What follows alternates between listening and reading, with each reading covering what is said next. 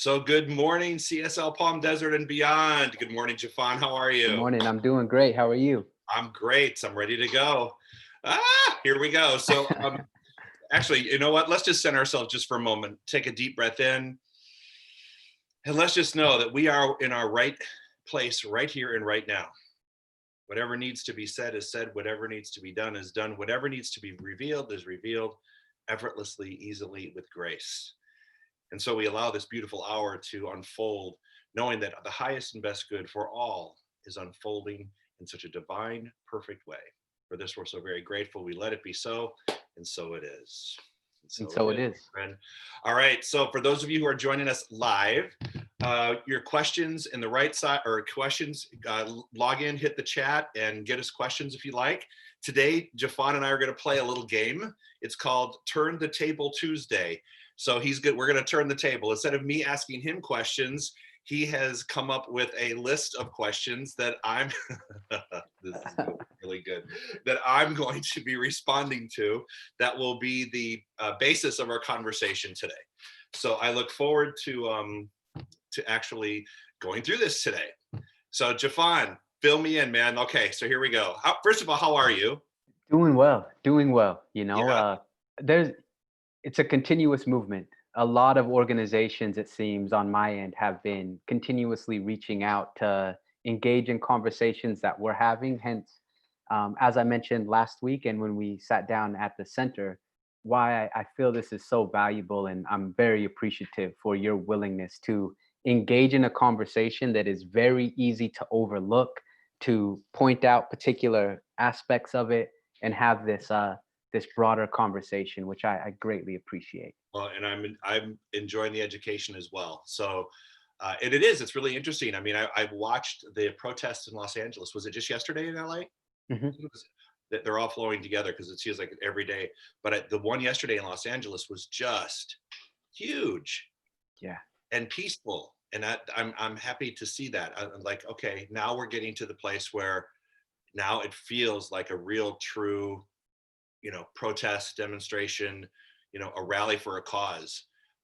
So yeah, I'm excited about to see what's going on. Okay, so all right, fire away. Here we go. Okay, so this is a very unique situation for myself because typically I find myself in circles or talking with people, even my family, and they're asking me a lot of questions. And this is such a great opportunity for the Turn the Table Tuesday, where I can direct these questions towards you and just hear what comes to mind for you. Now, keep in Um, mind, I'll tell you, I do not represent all white people. Like you you said, don't. I don't represent No. all white. Yeah, right. I'm not representing the whole movement here. I'm Joe. Okay, just I understand. And I'm Jafon. We're two individuals having a conversation. people eavesdropping on that conversation. Exactly. All right, The fishbowl exercise. exactly. Um, so one of the first questions that I have for you is when you hear that word white supremacy, what comes to your mind? KKK, radical white supremacy. In my mind, when I hear the word, it it triggers a radical indicator because being when I was educated, brought up in school, you know, they talked about white supremacy, and that was what the label was used in defining that time in history when the KKK was very active, and and it was very oppressive. So that immediate response to me is that is the label that it was given all throughout my school years. Hmm. And I haven't had a re-education on that. I mean, I know I need one because I hear those words and I hear them being used uh, in different ways that are not like in a history book, when talking about slavery or the 50s or whatever it was, that time in history. So when I hear that, that's what triggers that word. That's what I believe. I mean, that's what my response is. Pops in. Yeah. That's a really fascinating thing to think of because I often hear, and even I hear myself saying it, dismantle racism and address white supremacy. And if there is that like kind of okay, because that's the first thing that kind of pops into the mind. But then the question becomes, is there another way that we can begin to look at what people might call white supremacy in terms of organizational structures, in terms of systemic or systematic structures within various organizations, or even just within the nation in general? Is it solely attached to KKK, or can we also recognize that there's another element of it there? Well, I think there has to be a different word. I Okay. think because you're talking about you my generation, all right, and Mhm. I can only speak for I'm 57 years old, right? So people, and maybe I'm wrong. So people chime in on the comments if you're there and you hear something that you disagree with. I'm just one person, okay? When I hear what I think is actually trying to be said is there's a race advantage that has taken place. Instead of white supremacy, it's race advantage. There's been an advantage by being a certain race. And because of those race advantages, people have been disadvantaged or disenfranchised because of that. So to me, it's redefining. Okay, well, so let's just talk about this for a minute. In our whole metaphysical movement, right? In the whole science of mind movement, religious science, we even took away the word religious science because people had this religious and Scientology and this whole thing labels. They were labels. And when we talked about prayer treatment, people were like, prayer, or we talked about spiritual mind treatment, right? You Mhm. read it in the books, spiritual mind treatment. Well, people are like, what is that? What is spiritual mind treatment? That doesn't make sense to me. It sounds like a prayer. So we actually had to start taking words out of our vernacular, out of our vocabulary that were used within the institution that we were brought up in, and started to have to change it. Like instead of Church of Religious Science, it's now the Center for Spiritual Living, without taking the words church out, so that you could say, so the Jewish people felt comfortable coming in, right? I mean, there's and spiritual living meant all kinds of different teachings, not just religious science. So Mhm. we've had to transform our um, we've had to transform how we say things so that it had a broader understanding. Okay, just broader understanding. White supremacy means to me that white race is supreme. I get that, and I can understand that. You ask me when you say those words, what triggers in me? Yeah, yeah. That's my response, because that's the environment in which those words were used. Mhm.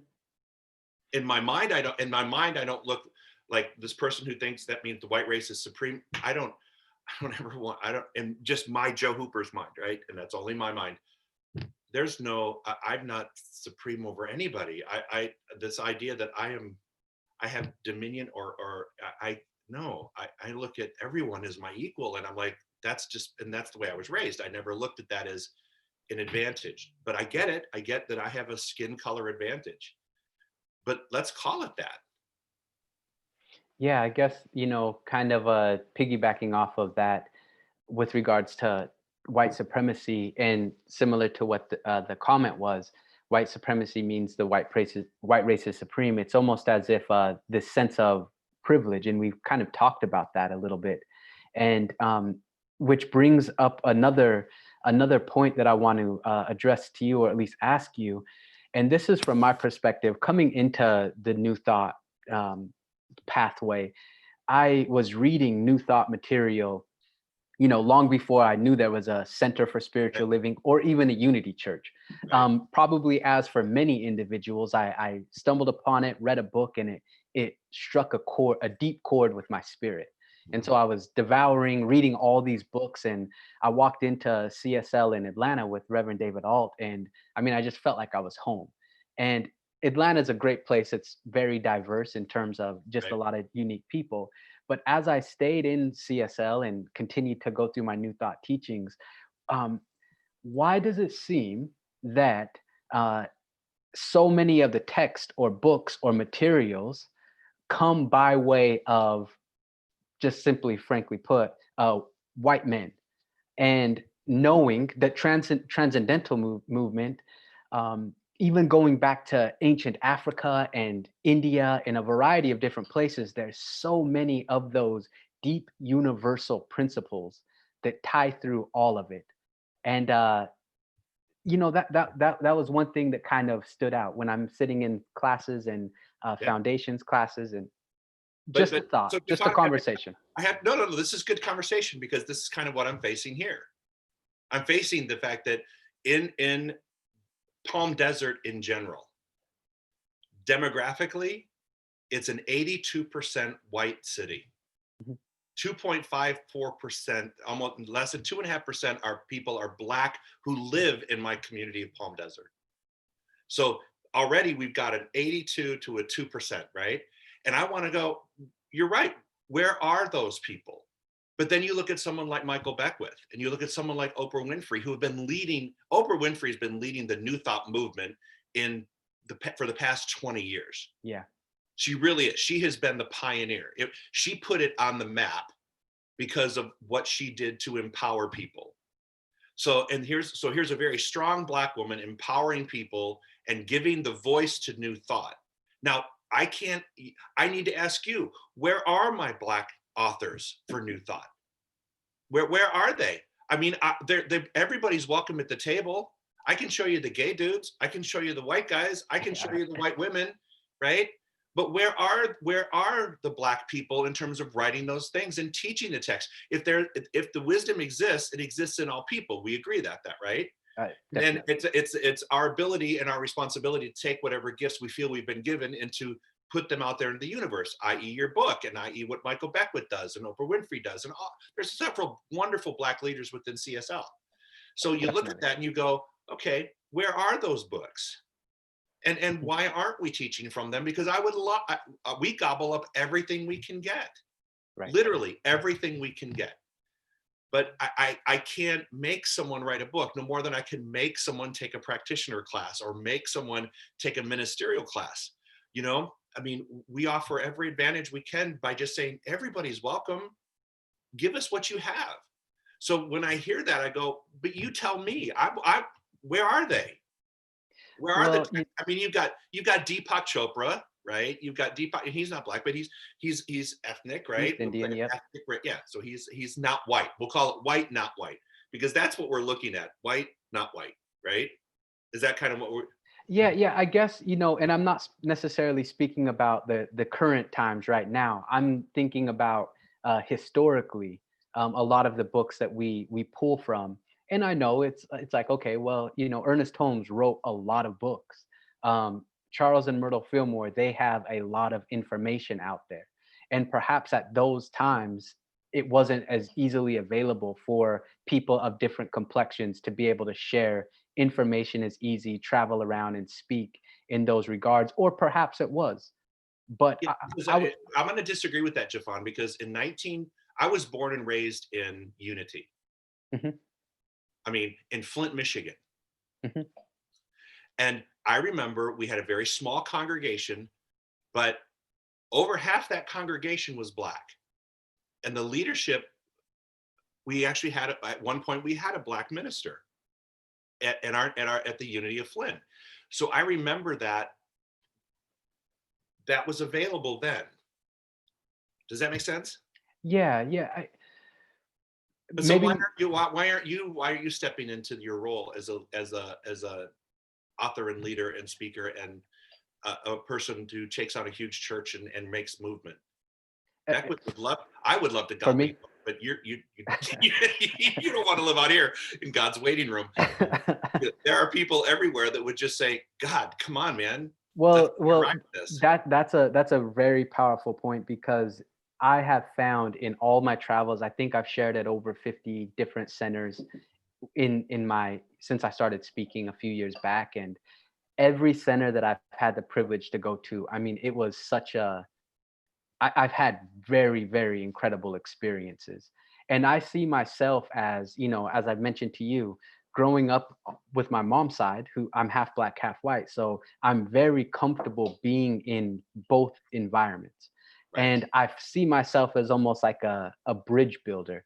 And I feel as if I can have these conversations and at least just bring that authentic human interaction.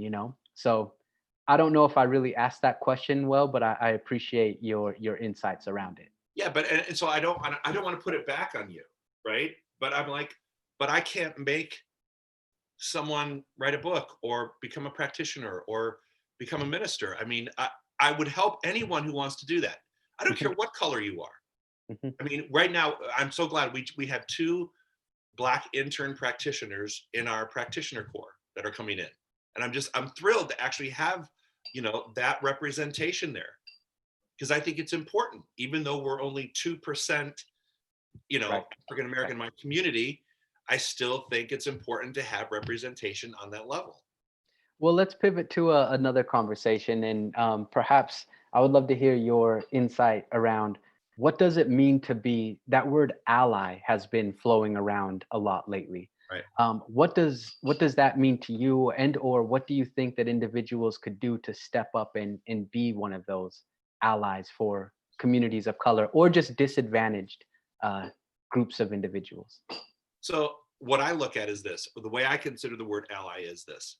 If you said to me, Joe, there's something I want you to stand by side and help me do to create change, that to me, I'm there. Just like an ally when we have allies in the political sense on the national and the international level. Certain countries are allies, right? They're the ones that stand with you when you do something. They stand beside you. They send their troops. They're side by side fighting the fight with you. So that's the way I look at the word ally. It's like, look, I'm fighting the fight. Now, I know that there's several different fronts on this particular issue. There are those that happen in the privacy of your home, and those you happen in your conversations with a small group of people or friends, and then those at the church and those at the community level, and then we get the bigger expression, right? But it starts right here. So an ally to me is someone who stands beside you saying, wait, we have to have this conversation on every level. That's what Mhm, happens. mhm, And I mean, you probably didn't watch yesterday, my show yesterday, but yesterday I had Terry Wollman and Melanie Taylor. Melanie Taylor is a Black female artist who is an amazing singer who has sung with everyone. I mean, Bette Midler, Aerosmith. She's an amazing woman. She sings for our church all the time. Terry is her husband, who is white, and mhm. he produces and plays for all sorts of stars as well. And they're new thought people, they're spiritual people, and it was really interesting and engaging to hear the two of them who are married side by side having the discussions that you and I are having, and they're married. and Mm. and so I say, an ally to me is someone who you can count on to say, Joe, I need you to stand with me on this. First of all, like any ally, you need to make sure I understand what I'm standing for.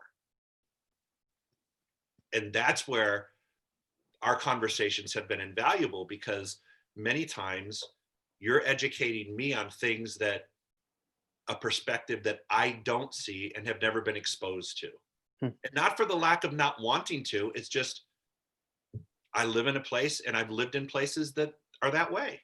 Right. Does Yeah, that make sense? that does make a lot of sense. So I want to go back to something though, because I felt like we skipped over race advantage or white supremacy. I don't feel like I've gotten there yet. I don't understand what you want me to understand.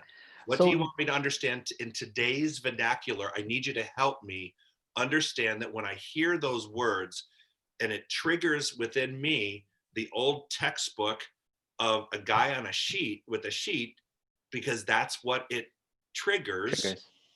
Okay, I can't help it. That's what it triggers, my response to that. So I go, okay, how am I how am I how am I to have that conversation with myself and with others? So and again, this is my perspective of it, and I would encourage people just to look a little bit more deeply at, especially that book of White Fragility does a great job at really helping to clear that up.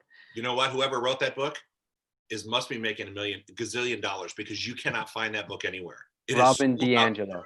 It I is mean, she's it been is doing that work for I think 2, 3 decades.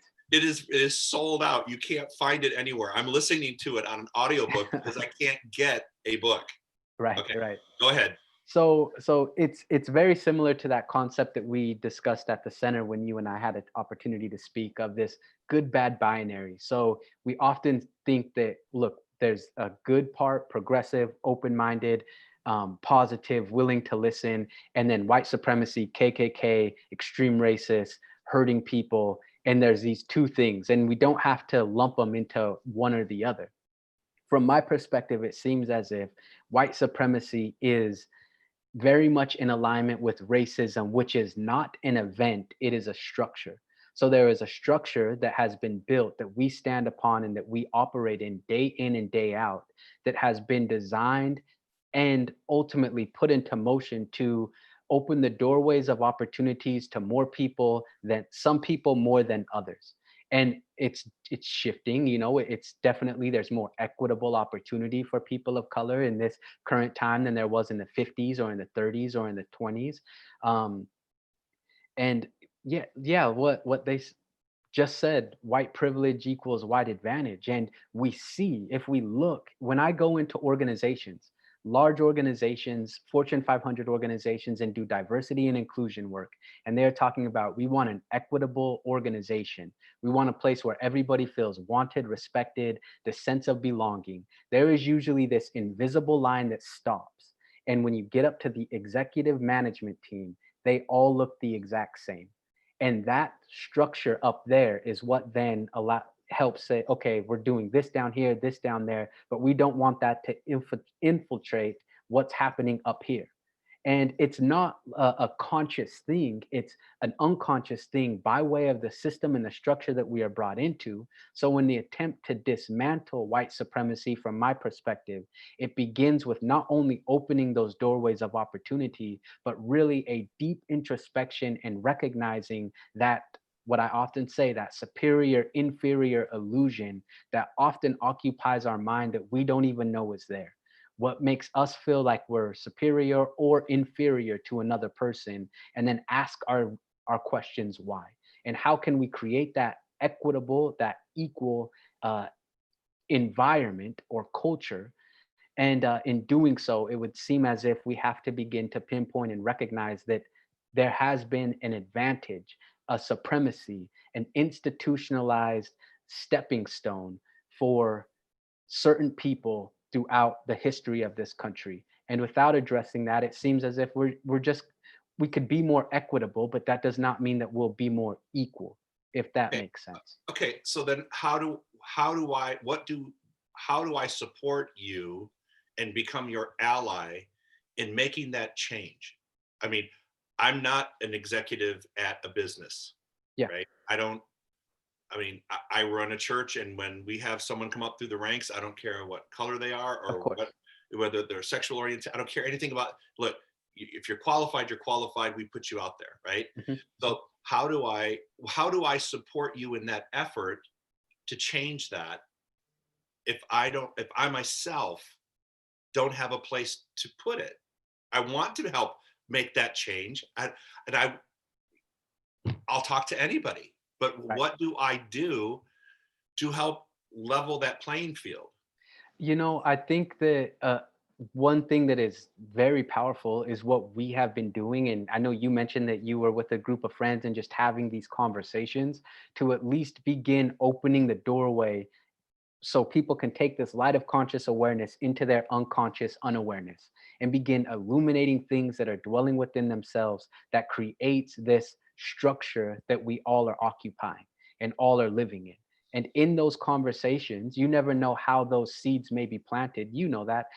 You're planting seeds within people's minds all the time. There's no telling when those seeds will blossom and begin to unfold and reach towards the metaphorical light, so to say.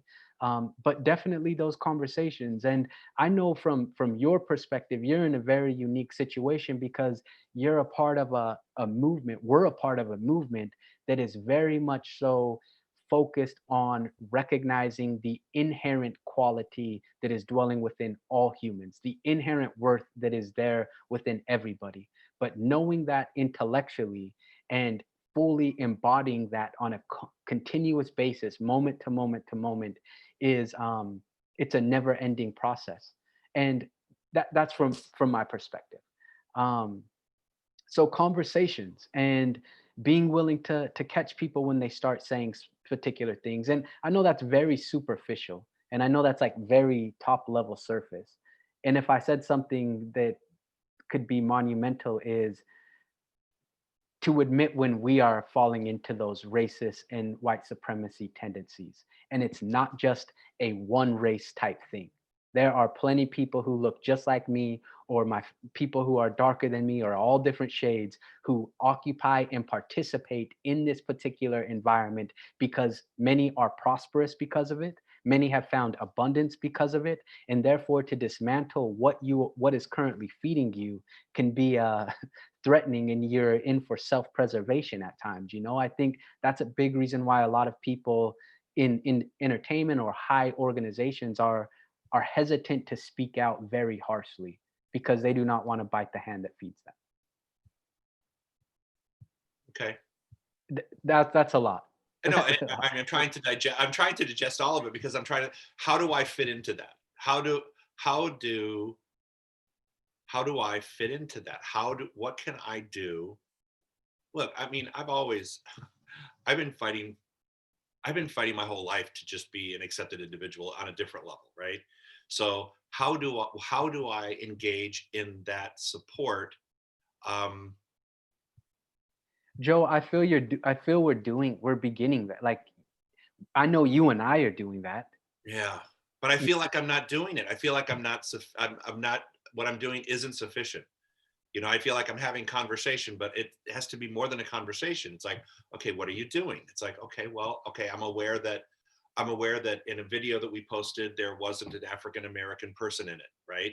There was a child, but there wasn't a parent in there. And I didn't even look for that. I didn't look for it. I didn't know to look for it. I didn't think about it. And that was my problem. I didn't think about it, right? And I had nothing to do with its production, but it came out. And so whatever comes out from the church is from me. So I'll take responsibility that I did not go through it clearly enough to say, okay, is this person represented? Is this ethnic group? Is this sexual group represented? Is this, I mean, you have to go through the whole gambit of saying, okay, is the entire spectrum represented in this presentation? And I didn't micromanage it to that place, and I should have, and that should have been my responsibility. I take that on. I'll take the heat for that. Mhm. So I learned that, okay, there was something that I missed, and now that it's been brought to my attention, i'm I'm knowing that I'm not going to miss that again. I'm going to make sure that I stay on that and look at it a little bit closer to make sure that we're more. I've always tried to be, I've always tried to be. If you ask my staff, I mean, I always make sure that when we put a graphic out, it's not just a bunch of white hands up there, right? It's like, no, no, no. We got to be more inclusive. We have to be more inclusive. And so whenever we put a graphic out, but this one time I didn't pay attention to all of it, and I got nailed for it. So hang on. There's some questions here that there's a couple things that we need to address here. Volumes have been written on white privilege, how we understand it, and I find it myself. I know, I get it. I'm with you. I'm trying to my best to make sure that people are included at the table. How do you counter arguments against affirmative action, so-called reverse discrimination?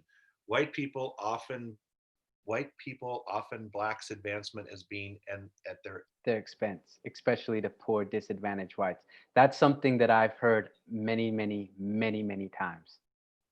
okay. So okay, you must understand that question because I think because I can't read it with my Yeah, glasses on. no problem, no problem. All right. So, How do you so counter arguments against affirmative action? You know what? That's interesting because in my mind I thought affirmative action, and then because I remember my dad fighting for affirmative action, and then I never quite figured out why that would be so controversial. I'm like, well, everybody deserves a fair shake, right? I mean, yeah. so If someone's been disadvantaged, why can't we give them an advantage in this particular thing and make that happen? I mean, I get that, and I've never quite understood why people were so against that now. But then you hear that argument about that, right? So go ahead, you go for it. So affirmative action, from my perspective, is something that has opened the doorway for equitable opportunity. That did not begin to address the culture or the system that those people were entering into. So, for instance, if I enter into an organization and I'm hired because of my skin color, and they say, well, we need to have this number of African Americans on our staff sheet. So we're bringing him in, and I enter into the organization, and the culture has these implicit bias that is directly tailored to people who do not look like the status quo. Then I'm going to enter into that organization. I'm given an opportunity. People are saying, well, you're here because of your color. And then suddenly that culture doesn't actually nourish or provide me with the same opportunities that it provides my white counterparts. So the culture was not inclusive.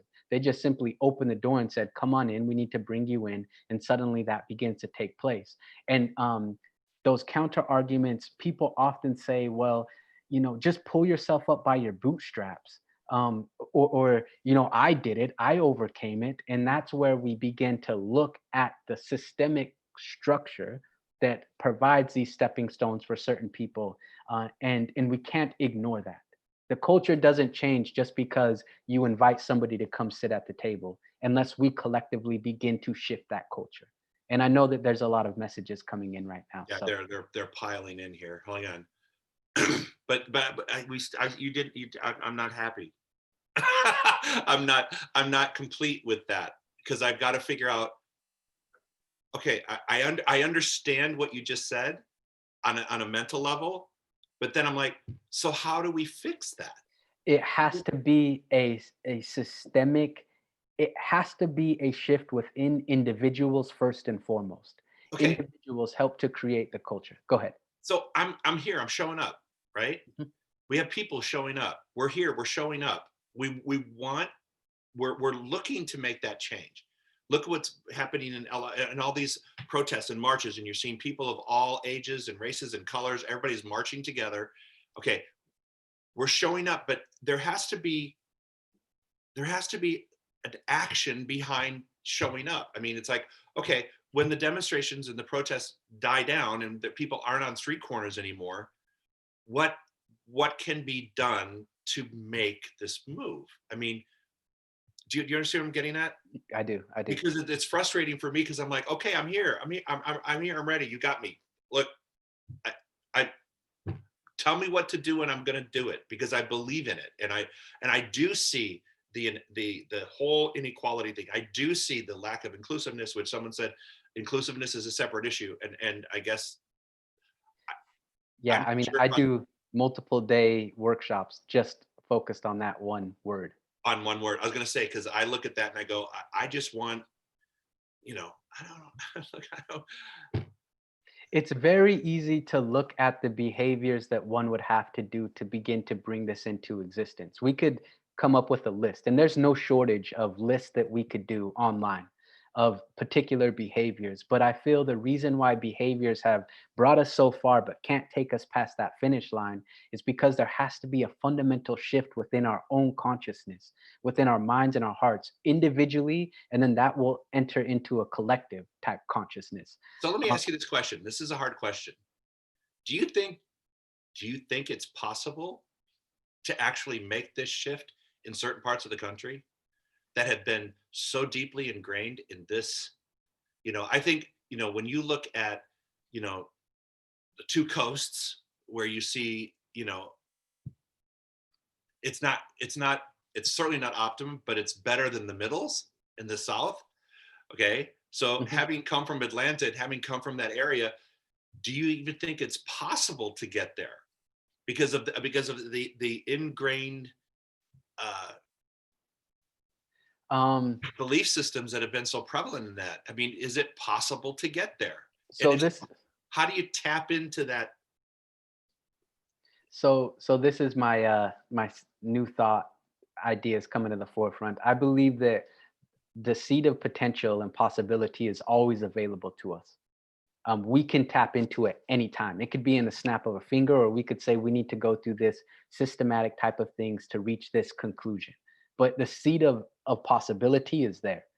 Now, will individuals choose to tap in and cultivate that seed is the real question. And I think at this current time, there are a lot of people who are able to take supreme advantage from the current structures and they are not going to go back and try to change that to open and make this even playing field.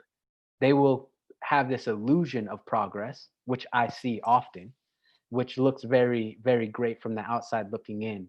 But while the seed of possibility is there, I don't know if everybody is actually willing to do the work. And that's not just here in America, that's humanity across Yeah. the country, across the globe. Yeah.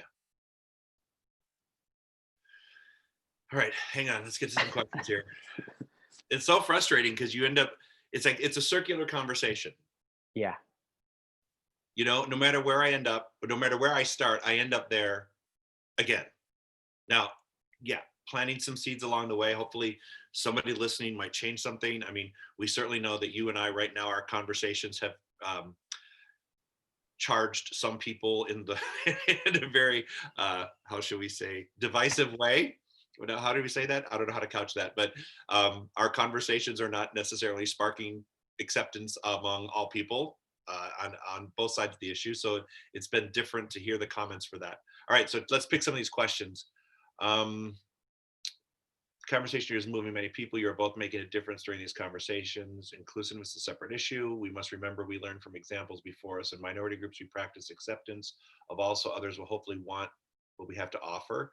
We need to be aware and recognize where any discrimination exists and call it out as best we can. I totally agree with that. Yeah. Sounds like it has to be a slow, dedicated process and it will not be quick. A rolling small wave that becomes part of an ever larger wave. You know, I agree with that to a point. I'm so frustrated though, because I see where I feel like I'm my dad, flashback 1968, having the same conversation, and it's it's moved very, it's moved somewhat, but it hasn't moved enough. And that's glacial speed. That's not even a cruise ship turn. That's like glacial. That's like really slow. Of course, the world is moving faster now than we before. Okay, whites are generally blind to the systemic culture because it's theirs. It's we're the fish in the water. I agree. It's, you know, I look, you brought something to my attention that I've never really looked at is, you know, who's running the corporations and do they all look the same? I don't look at that, and I need to look at that. So now I'm going to be looking for that and going, wow, okay, this is where that doesn't exist. Um, and then I'm trying to think back of all the jobs that I've had in different corporations, and then I look and say, okay, where were the Black leaders? And I'm trying to think where they were, and they weren't. Yeah. So it's like, okay, I can't I can't fix that now, but I can fix it moving forward. What can I do now? We go back to that question. Hang on, Mhm. let's keep going through these, and we'll come back to see if there's any questions in here. We need to list to others. We are experiencing the systemic culture of racism so that we can become more open and seeing and understanding it. As we move forward with this change, we need to use the same words and the same definitions that all people understand. Now, that one I'm kind of I concur with, because like I, at the beginning of the hour when you said the words white supremacy, Mhm. and my label for that, my understanding of that isn't your understanding of it, and I need to become more understanding, and maybe those words need to change, like we change the words within religious science to make it understandable. It's what it is. It's race advantage, white privilege. Okay, it's race privilege. It is what it is. I don't know if that helps. It certainly helps my framing of it, because now when you brought up that question Mhm. and we had that conversation, now I'm looking at it differently. It's the same thing asking, what does a racist mean to you? Yeah. And when I think, when I would think about racist, it was like, people who walking around waving certain flags, yelling at people of color, any color, or any even sexual orientation. Um, but I there don't, are, you know what? I'm just going to put that up there. I don't know anybody that doesn't have some racist tendencies. well, I would say racist is a different thing than discrimination. I would say that we all have implicit bias, but if we say racism is a structure, not an event, then we recognize that it is very difficult for a person of color to be quote unquote racist if they do not have the structure in place to oppress that person. So let's just say, and I'm not saying discrimination. Yes, we can be very, there's discrimination, there's unconscious and implicit bias that, You used a word though. You used a word. I want you to rewind. That you used a word that it wasn't discrimination. It wasn't racist. You just said the word. unconscious bias or implicit bias. Yeah, that's it. That's it. That's it. That everyone has a bias, Of right? course. Conscious or unconscious, and nobody is free from that perfection of not being biased about something or some person or race or Or culture group or of people. Yes. religion or whatever it is. Everybody has their book of beliefs that have these tendencies in them. Is that a fair Yes. statement? Yes, yes. And so then when people say, well, well, black people are racist or people here are racist, and I say I can understand that there is that implicit bias that people have about groups of individual races, ethnicities, age, generations, all those differences, those dimensions of diversity. But if we think of racism or white supremacy as a structure, it can only oppress people who do not fall within the hierarchy of that structure. So if we're thinking of white privilege in America, racism in America, it benefits a particular group of people. Therefore, if a group of black people say we're going to be racist towards these white folks, we do not have a system in place that can systematically oppress that group of people. We don't have it. White folks have in America, I'm just speaking of America. And when I say white folks, I'm not speaking of all white people. I'm speaking just of our current structure. Here in America, we have a system that is built on a foundation of white supremacy and white privilege, white advantage. I think we all could say that, yeah, I mean, we look through history. That's obvious. That those systems have been set up to open the doorway for certain groups of people and oppress other groups of people. And therefore, if we do not dismantle that, then it's very difficult to open the doorway to equality. And if Latinx folks, Hispanic folks, East Indian folks, Asians are racist towards a particular group of people here in America, none of those other ethnic groups have a structure in place to oppress the way the current system in America does in terms of uh, justice, in terms of the court systems, in terms of housing opportunities, in terms of education, in terms of redlining, in terms of food deserts, in terms of what roads get fixed and what roads do not get Did you fixed. find? I'm going to take issue with that. Okay. I'm going to take issue with that because the Hispanic community would say that they feel every bit of that, and everything you just listed would apply to the Hispanic No, communities no, I understand. as much as the Black communities. So when you say that though, and you make a broad stroke that there's only this that occurs for only this group, No, no, I didn't. I literally wasn't saying about just that one group. I was saying that it is the current systemic structure of America that has the ability to oppress all of those other ethnic groups okay. because none of those ethnic groups have institutionalized power the same way that the current structure of America is set up. So I'm not saying that, oh, well, yeah, black people have it worse than Hispanic people or all of these type of things. I'm just simply saying that is what white supremacy is. It is what this country has been built on.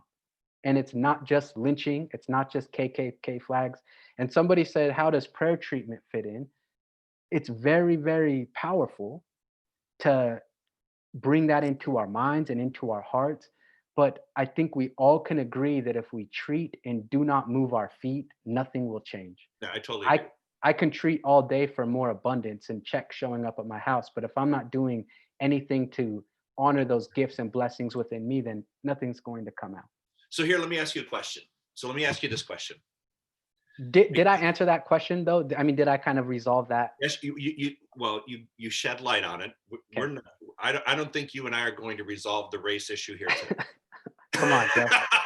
The I seed think, of possibility is I there. think, It's there. I It's think we're there. going to shed. I mean, so far I'm walking away with 2 new ideas that I didn't have when I walked in. Okay. Now, they may not be acceptable to you though.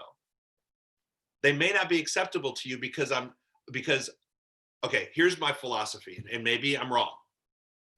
I have to speak to the ears that are listening. Okay. Mhm. So as a minister, there are certain things I can say, but I have to remember who's listening and how it's being processed. So there are certain trigger words that I can use and not use. Right. And I have to be very sensitive because I want to make my point, but I don't want to lose them because of a word. And that's what happens. I That's what I happens. And so understand. when someone gets stuck on a word, either way, I got stuck on, like you said, white supremacy. I got stuck on the word supremacy. That's what it means to me. I'm stuck in there. I need to be more aware of that. But the word gets stuck. The word gets stuck. So I'm like, okay, how could I couch white supremacy in a way that I can define it for those ears that need to move and shift and do it in a way so that you're not upset because I'm not calling it white supremacy, but you're supportive because I'm calling it white privilege or white race advantage or something like that. Or if I'm not using the word, what was that word? Um, Implicit bias. The word that I like the words implicit bias. I mean, that to me, it doesn't soften it, but it can be heard by more people. Okay. From my Does that bother perspective, you? no, no. If I get hung up on a word, then that has less to do with what you're saying and more to do with the triggers that are being pushed inside of me. So if I get hung up on a word that you say and I can't just have an honest conversation with you and I find offense so much so that I just disengage with you, that is a sign that there is something unresolved within myself. Because I should be able to get to a point where I learned at a young age I could be in environments where people would call me words and it doesn't have to affect me unless I internalize it and allow it to. Right. And so I think that this like tap dancing, there's a circle issue right here, and we're just dancing around and kind of trying to, magically help people look towards it without finding offense. I think we as individuals have to be willing to approach these conversations, understanding that, look, there's going to be some things that might trigger guilt, that might trigger shame, that might trigger this sense of avoidance. But that doesn't mean that this person is doing this negatively to me or to hurt me. But if I can look within when those things are triggered, then perhaps I can treat around that and begin to heal that within myself so that I can approach these conversations in a more empowered state.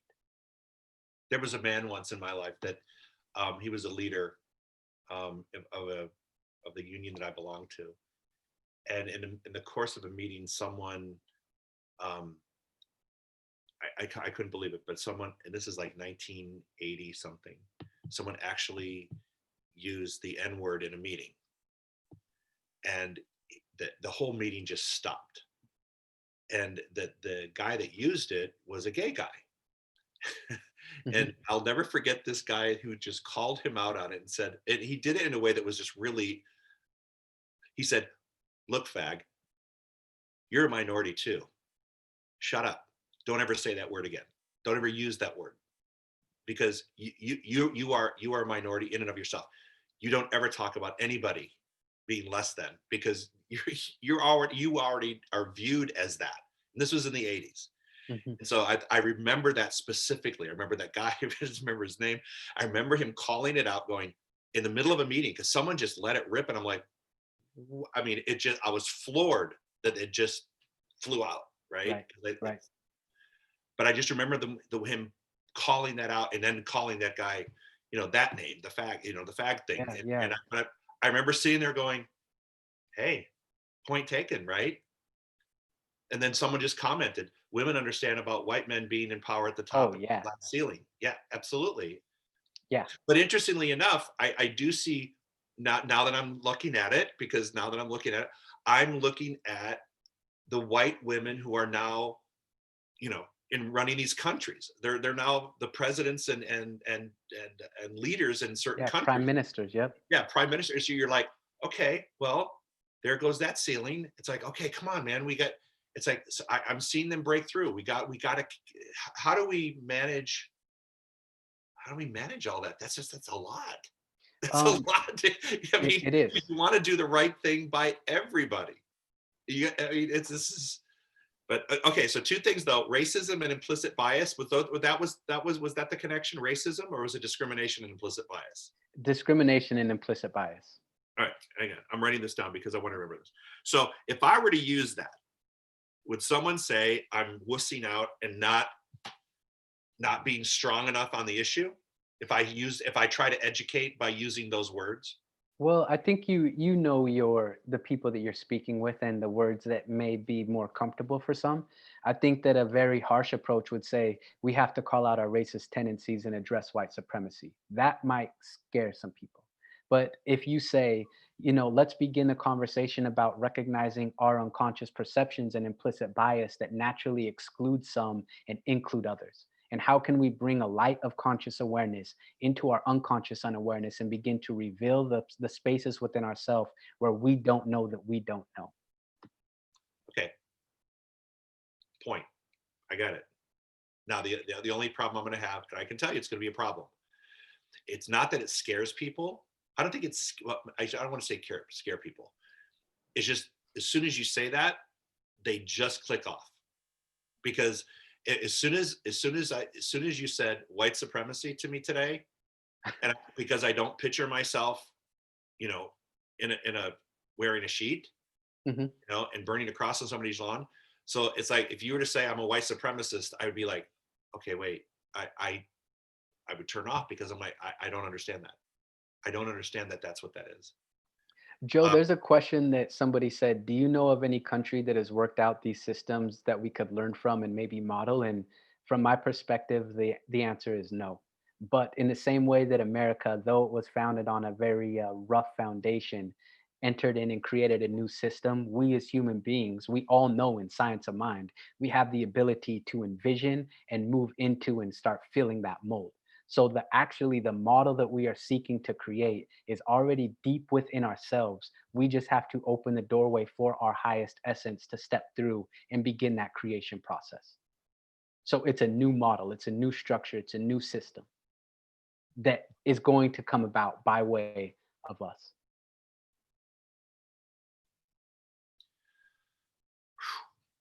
Man, we have intense hours, don't we? it's, it's really, we could talk for so long. I mean, it's great to have somebody to chat. So I really, really appreciate Well, and you. I'm grateful because a lot of people are listening. I mean, we get reposts on Facebook and everything, so people are listening. All right, so hang on. We go. Yes, as a woman in business, we understand very well, but in this country, it is not acknowledged. I'm going to say this: it's not acknowledged by some, and I have to say that because I think there are people that are acknowledging and have acknowledged the inequities in the system um, all along, the systemic issues. There are people that have always been cognizant of it, and I think there have been people that have always advocated change around it. I think now more than ever they're being heard because the situations that have come, it's gone to the energy has reached such a high level and a frequency that now it's being heard. Um, yeah, so I don't want people. I don't ever like broad strokes to say it's never this or it's never done that or you're always this or you're always that. I like the idea that, yeah, for many people it's never been acknowledged. For some people, we know that you've always been an ally, you've always Yes. been there. So I think I would like to have that recognition that there is that group that has always stood with, beside, or even in front to deflect what's trying to happen. Right. um, we just need more of us to do that. Does that sound right? Yeah, that makes a lot of sense. All right, you nailed the question regarding systemic racism. It is a system that is designed to support those, excuse me, that invented it, oppressing those who did not. While you speak to those that are listening, I think the key for white people who are allies is to speak to those who are not listening. Being informed and being assertive and sharing this information is necessary. Stepping up and stepping in, as Joe described, is essential. Um, South Africa, perhaps. I don't know South Africa because I've heard a lot of things that are not that I don't think I don't think they were the shine. I don't think they're the shining example of that because there still appears to be a lot of underlying Inequity. tension Yeah, in that country. That's just my opinion. Thank you both for having these chats. Thank you for your courage and patience in working through these ideas. Well, we're doing it because if not us, who, right? Um, wow, the messages are still flowing in. Hang on. Have a talk with our members about defining white supremacy and find a new word to define it. that would be powerful. But is it allowable? Of course. Okay. No, no, no. Oh, wait a minute. If I then if that is allowable for me to have a way to talk about, find a new word to define it. If I define it as race privilege or white privilege, is that going to be acceptable, or is someone going to call me out and going, "You're not calling it what it is. It's white supremacy. Call it what it is." And Well, then we engage in that argument. It's like, wait a minute. I'm trying to move the needle. I can't change the entire system, but if I can't even get people to listen first, my thing is this, and this has always been the thing for as long as I've been a minister. You have to have people listen first. You have to have them open and receptive to it. And if you use terminology that turns them off, or you turn them off by a statue in a building, or a painting on a wall, if you turn them off by, that's why if you go into our center, you don't see anything on the walls because someone will have a problem with it, mhm, right? Someone will identify it with something that didn't work. mhm. And so the challenge for me is always finding words that I can use to open people up enough to move the needle just a little bit, plant the seed. Look, I'm not trying to harvest the crop. This is not about Thanksgiving saying it's done deal. This is about just planting the seed and starting to move. But it's hard because I know as soon as I say that, someone's going to say, you're soft pedaling what this is, and I'm like, but if I can't get them to open their ears, I'm fighting a losing battle. Yeah, and there's always going to be people who will share something like that. You know what's right in your heart, Joe. Yeah. Whew. All right, here we go. In quantum physics, as well as science of mind, we live in a universe that has infinite possibilities, up to focus on what we want and then take action in that direction. Yes, this is what Dr. Joe and Jeffon are exploring. Thank you. South Africa replaced a racist system with a democratic one. There are still problems and inequities, but the system is consciously non-race biased based. I think it definitely moved in that direction. I agree. Yeah, I yeah, agree wholeheartedly. We're at the close of an hour, man. yeah. Geez, and I only got through 3 questions. Save them and I, we'll do. I have 9 of them here. Oh, then you know So what? We got the next. Now I have to let you know that you're going to have a substitute for 2 weeks, though. yes, I did Charles, talk with Charles. Yep. Charles is going to talk. He's going to sub in those 2 weeks when I'm out of town. But you Okay. got me next week. I think next week is good. So keep those questions handy because I think this is a worthwhile conversation. Do you think? Yeah, Are you? yeah. I really enjoy it, and I would say if there's anybody in the chats or who's watching who really wants us to open up a door and start at least exploring or having a conversation around something, please feel free to share that. Yeah, yeah. Well, they're not quiet.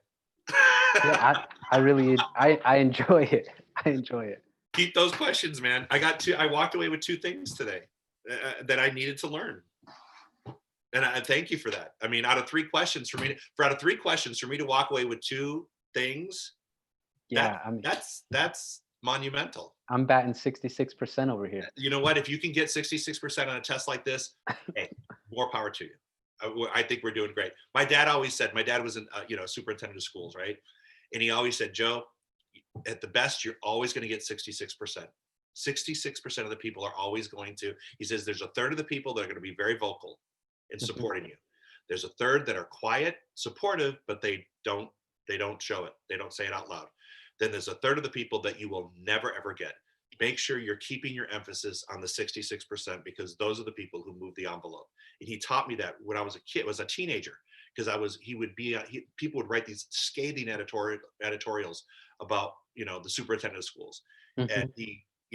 he just said, Joe, 66%. 66%. Well, I appreciate you, Joe. I really appreciate the conversation and look forward to next week, and we'll be in touch. All right, man. Thank you, everybody. Thanks for joining us. Thank you, everyone. I know you have to run, Jeffon. Go ahead and log off. I got to make a couple announcements real quick. So tomorrow, the Sensational Six. Go ahead, log off, Ben. Thank you. Tomorrow, the Sensational Six will be with you. They are no longer ministerial students. They are ministerial graduates. They graduated their course. So they will be having their conversation with you tomorrow. Karen Drucker is with me on Thursday. We're going to have a little concert and conversation again. We keep shaking things up a lot. Charles and I will be addressing just life in general and where we are in terms of what's happening in the world and what's happening with our center. We'll be doing that on Friday. And then, of course, we have our meditation on Saturday and service on Sunday. So please continue to support us. We greatly appreciate it. I'm glad you all tuned in. And for those of you who are watching it on the replay, thank you for joining us. We're trying our best to have the conversations that are meaningful. So again, thank you so much, and have a great day. Bye-bye now. See you tomorrow.